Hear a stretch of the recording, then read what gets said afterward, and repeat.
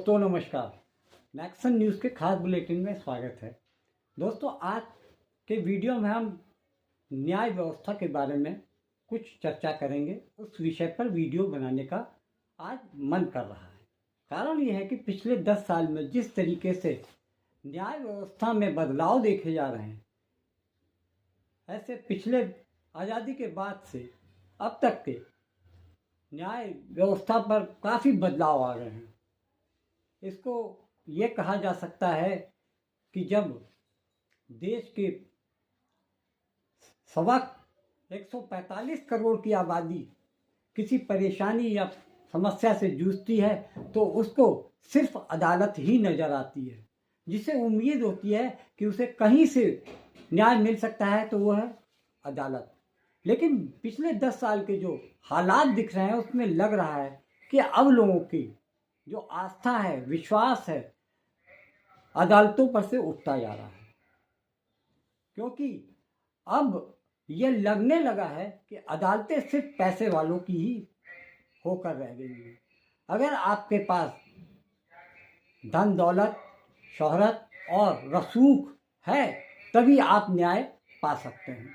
लेकिन गरीब आदमी अगर निर्दोष रूप में भी अगर केस कोर्ट कचहरी के चक्कर में फंसता है तो निश्चित तौर पर उसको न्याय मिलने की उम्मीद अब ना के बराबर दिख रही है।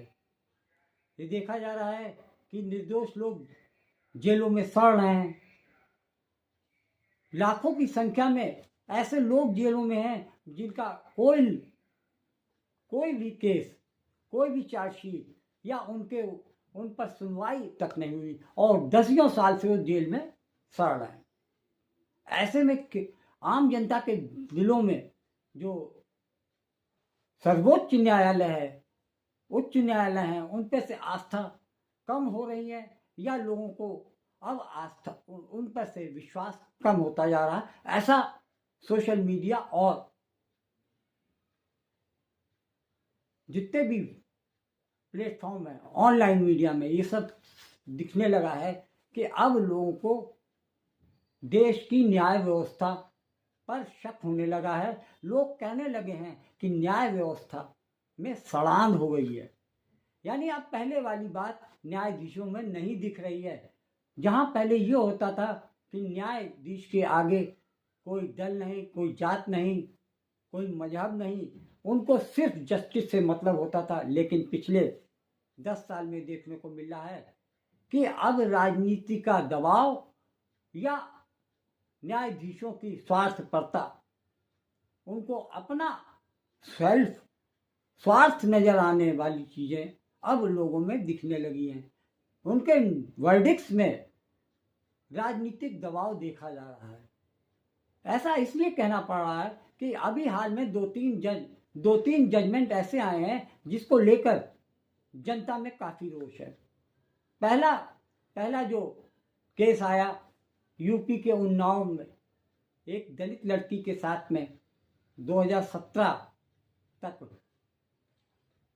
बलात्कार किया गया, सामूहिक बलात्कार करवाया गया और उसके बाद 9 महीने तक वो मुजरिम आज़ाद घूमता रहा और पुलिस ने कोई कार्रवाई नहीं की। मामला दर्ज होने के बाद 9 महीने तक वो पूरे प्रदेश में घूमता रहा। खास तौर से मुख्यमंत्री के आवास और विधानसभा में भी उसकी मौजूदगी देखी गई, लेकिन पुलिस की नज़रों में वो नहीं आया।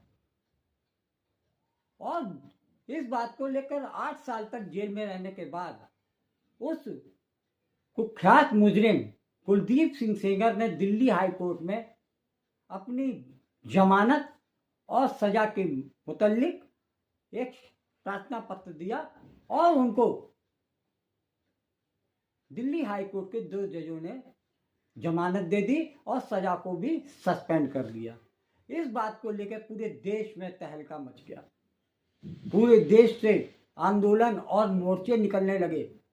तब जाकर सुप्रीम कोर्ट की आंख खुली और उन्होंने दिल्ली हाई कोर्ट के उस जजमेंट को रद्द करते हुए, निष्प्रभावी करते हुए उसकी सजा को बरकरार रखा। और आज कुलदीप सिंह सेंगर तिहाड़ जेल में सजा काट रहा है। जहां राजनीतिक दल उसकी रिहाई के रास्ते और साधन बना रहे थे, अब सुप्रीम कोर्ट की नाराजगी भी झेलनी पड़ी और उनका मन पसंदीदा नेता आज भी जेल के अंदर है। दूसरा किस्सा अभी बिल्कुल ताजा है। 5 जनवरी को सुप्रीम कोर्ट में यूएपीए में आरोपी 7 लोगों की सुनवाई होगी। सुनवाई नहीं, फैसला सार्वजनिक करना था। पिछले 10 दिसंबर को फैसला ले लिया गया था, लेकिन उसको सुरक्षित कर लिया गया था। इस मामले को लेकर पूरे देश की निगाहें सुप्रीम कोर्ट पर टिकी हुई थी कि आज 7 लोगों को सुप्रीम कोर्ट से जमानत मिलेगी और जेल से उनको मुक्ति मिलेगी। लेकिन इस मामले में भी सुप्रीम कोर्ट की जो दलील सामने आई, जो आदेश पारित किए गए, उससे कुछ लोगों में काफ़ी रोष है और कुछ लोग काफ़ी खुश हैं, सुप्रीम कोर्ट के रवैये की तारीफ कर रहे हैं। शर्जील इमाम और उमर खालिद पर पिछले 6 साल से वो तिहाड़ की जेल में हैं और आज तक उनके खिलाफ में चार्जशीट शामिल नहीं हुई है। उन 2 लोगों को छोड़कर 5 लोगों को सुप्रीम कोर्ट ने रिहाई के आदेश दे दिए। अफसोस की बात है कि सेम केस लगा हुआ है और सेम आरोप हैं। उनमें 5 को रिहाई मिलती है और शर्जील इमाम और उमर खालिद को फिर से 1 साल के लिए सजा सुना दी जाती है।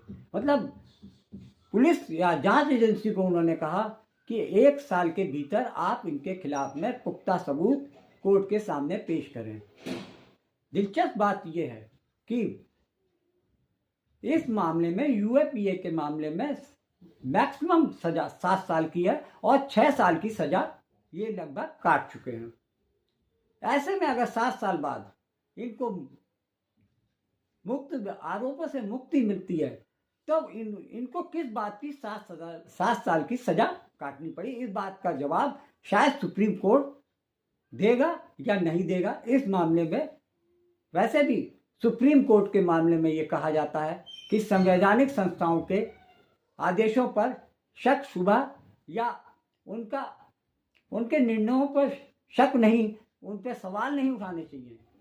दिलचस्प बात है, वो भी तो इंसान है कि क्या उनके आज तक के इतिहास में ये नहीं रहा कि जजों पर उंगलियां नहीं उठी, जजों को मानहानि का मुकदमा महाअभियोग चलाया गया। कई ऐसे उदाहरण हैं देश में, लेकिन अक्सर लोग बचाव के लिए सुप्रीम कोर्ट के आगे आ जाते हैं और जजों की निष्पक्षता पर सवाल उठाने पर यह कहा जाता है संवैधानिक सीट पर बैठे लोगों की पर सवाल उठाना गलत है। आपको 2018 की बात याद दिलाता हूं। सुप्रीम कोर्ट के 4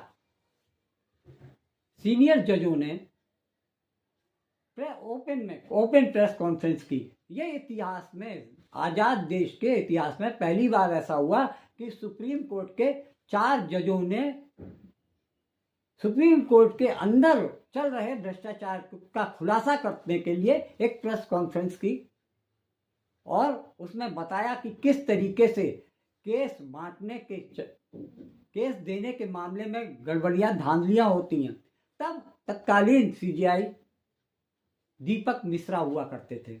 दीपक मिश्रा पे भी काफ़ी आरोप लगे, लेकिन वो सरकार के काफ़ी फेवर में थे, तब उनको कोई भी ऐसा कदम नहीं उठाया गया।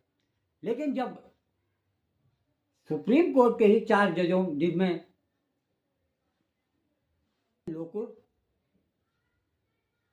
रंजन गोगोई, 4 जज थे जिन्होंने इस प्रेस कॉन्फ्रेंस को संबोधित किया और बताया कि किस तरीके से सुप्रीम कोर्ट के रोस्टर में केस अलॉट करने के में भारी अनियमितताएं अपनाई जा रही हैं। इसको देखकर सरकार को भी सोचने पे मजबूर होना पड़ा कि सुप्रीम कोर्ट के जज जब प्रेस कॉन्फ्रेंस के सामने आते हैं तो ये एक बहुत बड़ी बात है। वैसे आमतौर पे देखा जाता है कि कोई भी जज प्रेस कॉन्फ्रेंस वगैरह नहीं करते हैं। यह इतिहास में पहली बार हुआ और इस घटना ने पूरे देश को झंझोड़ के रख दिया।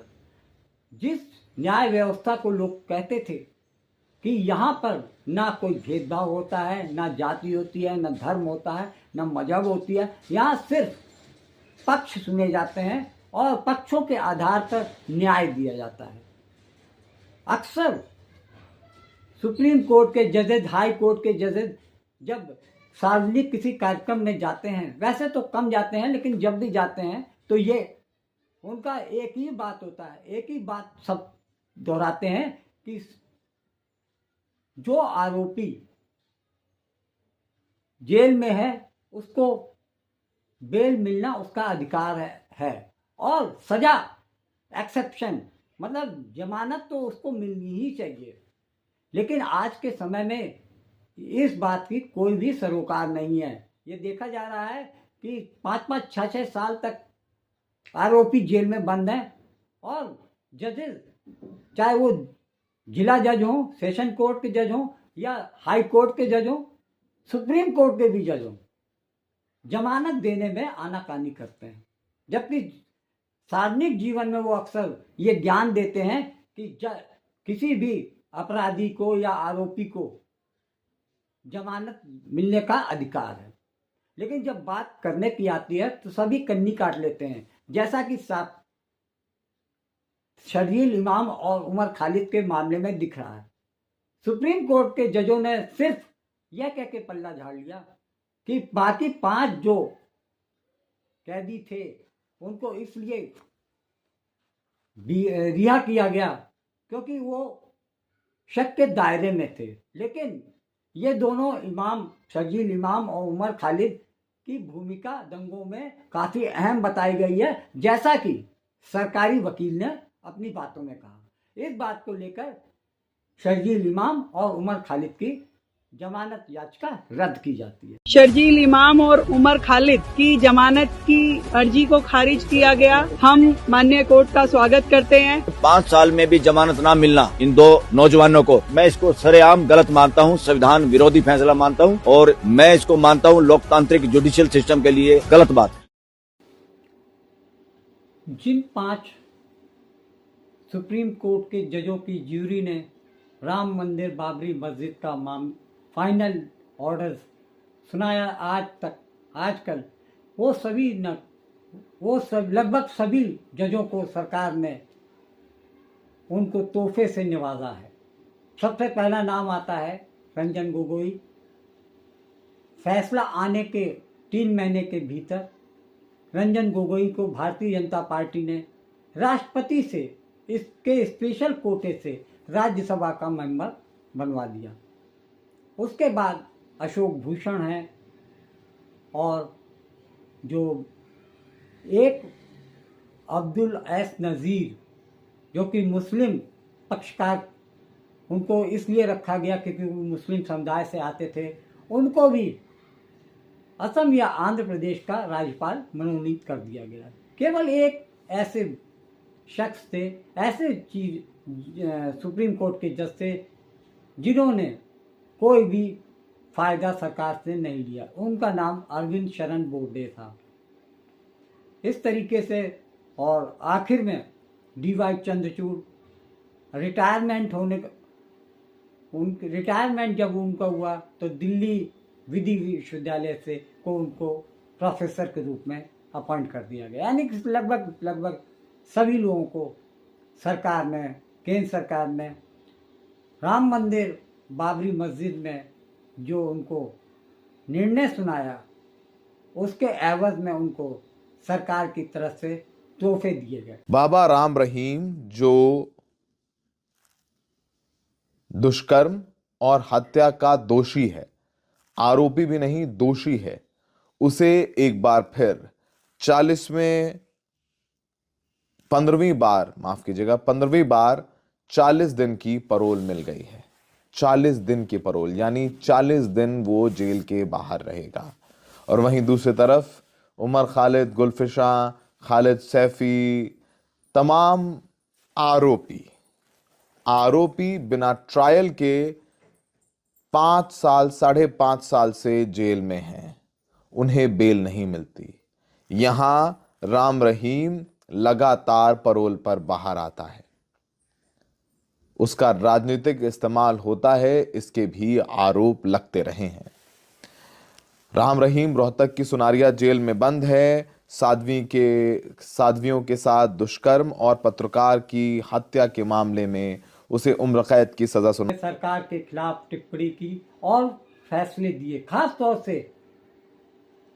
से झारखंड और छत्तीसगढ़ में, उड़ीसा में दिए गए कोल ब्लॉक के मामले में उन्होंने सरकार के फैसलों को उलट दिए।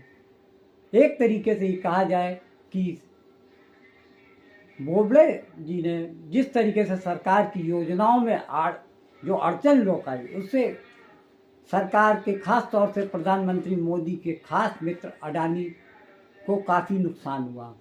जिस बात से हो सकता है लोग अंदाज़ा लगाते हैं कि सरकार और भारतीय जनता पार्टी उनके निर्णयों से खफा थी और उनके रिटायरमेंट के बाद उनको सरकार की तरफ से कोई भी तोहफा नवाजा नहीं गया। दूसरी तरफ ये भी सुनने में आया कि अरविंद शरण बोबड़े ने कोई भी पद लेने में कोई उत्सुकता भी नहीं जताई। अब हम बात करते हैं आपके DY चंद्रचूड़ की। 2023 में इनको सरकार ने और कोलिजियम ने मिलकर इनको चीफ जस्टिस ऑफ इंडिया बनाया। सबसे बड़ी बात थी, ये बहुत ही लोकप्रिय जज के रूप में, चीफ जस्टिस ऑफ इंडिया के रूप में जाने जाते हैं। इनके ऑब्जर्वेशन में तो बहुत कुछ होता है, लेकिन जब फैसले की बात आती है तो फैसले में कुछ भी नहीं होता है। अब आप कहेंगे कि इन्होंने इलेक्टोरल बॉन्ड के मामले में बहुत तत्परता दिखाते हुए जिस तरीके से उसको रद्द किया, उसमें इनकी लोकप्रियता काफ़ी हासिल हुई। कई मामले ऐसे थे जिसमें इन्होंने खूब लोकप्रियता हासिल की। खास तौर से ये मीडिया में अपनी सुर्खियां बनाए रखने में सफल रहे। इनके मामले में ये कहा जाता है कि ये समस्याओं को उलझाए रखने में मास्टर बताए जाते हैं। आपको याद होगा कि महाराष्ट्र की सरकार जब गिरी, तब से लेकर चुनाव होने तक, महाराष्ट्र में चुनाव होने तक DY चंद्रचूड़ ने कोई भी फैसला देने में दिलचस्पी नहीं दिखाई। कई बार उन्होंने कहा कि राज्यपाल ने अनैतिक काम किया है, वहाँ सरकार गिराकर दूसरी सरकार फॉर्म कराने में राज्यपाल की भूमिका काफ़ी संदिग्ध है, लेकिन कोई एक्शन या उसके खिलाफ में कोई भी आदेश जारी नहीं किया गया, न केंद्र सरकार को। क्योंकि जब महाविकास अघाड़ी की सरकार महाराष्ट्र में थी, तब वहाँ के राज्यपाल भारतीय जनता पार्टी के भगत सिंह कोश्यारी थे और उन्होंने जो सरकार गिराने का जो कुकृत्य किया, इस बात पर DY चंद्रचूड़ ने काफ़ी कड़े शब्द इस्तेमाल किए। लेकिन दिलचस्प बात यह है कि 2.5 साल तक उस मामले को लटकाए रखा। दूसरे टर्म के चुनाव आ गए और इस बीच में शिवसेना के 2 फाड़ हुए, नेशनल कांग्रेस पार्टी के 2 फाड़ हुए और जो रियल पार्टियां थी उनमें उनको नकली साबित कर दिया गया। यानी कि जो झंडा और लोगो था वो नई पार्टी को दे दिया गया, पुरानी पार्टी की सारी चीज़ें धूमिल कर दी गई। एक तरीके से कहा जाए, सरकार के इशारे पे चुनाव आयोग ने 2 पार्टियों को तोड़ा और वहाँ पर महाराष्ट्र में अपनी सरकार का कब्जा करा लिया। इस तरीके से देखा जाता है कि DY चंद्रचूड़ ने इलेक्टोरल बॉन्ड मामले में सरकार पर कोई भी एक्शन नहीं लिया, कोई दिशा निर्देश नहीं दिया, आदेश नहीं दिया। इस घोटाले को सिर्फ रद्द किया। ना उन्होंने इस बात पे कोई टिप्पणी की या कहा कि सरकार ने जितने भी भारतीय जनता पार्टी ने अवैध तरीके से जो चंदा लिया वो उसके बिहाफ पर वो चुनाव कैंसिल किए जा सकते थे, लेकिन केवल ऑब्जर्वेशन में बोला, ना स्टेट बैंक ऑफ इंडिया के बारे में कोई भी एक्शन नहीं लिया। वर्तमान चीफ जस्टिस ऑफ इंडिया के जो कि BR गवई के रिटायर होने के बाद उनको कॉलेजियम ने भारत का मुख्य न्यायाधीश नियुक्त किया है, जिनका नाम J. सूर्यकांत। वैसे इनके बारे में भी काफ़ी चर्चाएं चली हैं। इनके बारे में बताया जाता है कि इनके पिछले इतिहास में कुछ ऐसे काले पन्ने हैं जिनको लेकर अक्सर इनकी जांच की मांग की जाती रही है। सुनते हैं जब ये पंजाब और हरियाणा हाई कोर्ट में जज थे, तब इनके खिलाफ में वहाँ के एक प्रॉपर्टी डीलर, रियल एस्टेट के काम करने वाले SK जैन ने इनके खिलाफ धोखाधड़ी का मामला दर्ज कराया था और ये कहा था कि इन्होंने उनसे काम, अपने निजी बंगले का काम करा लिया और पैसा देने में आनाकानी कर रहे हैं। काफ़ी समय तक इनके ऊपर ये केस जारी रहा और ये भी सुनने में आया है, मीडिया रिपोर्ट के अनुसार ये भी सुनने में आया है कि सूर्यकांत जी ने इस शिकायत के बाद उसका कुछ पार्ट पेमेंट किया।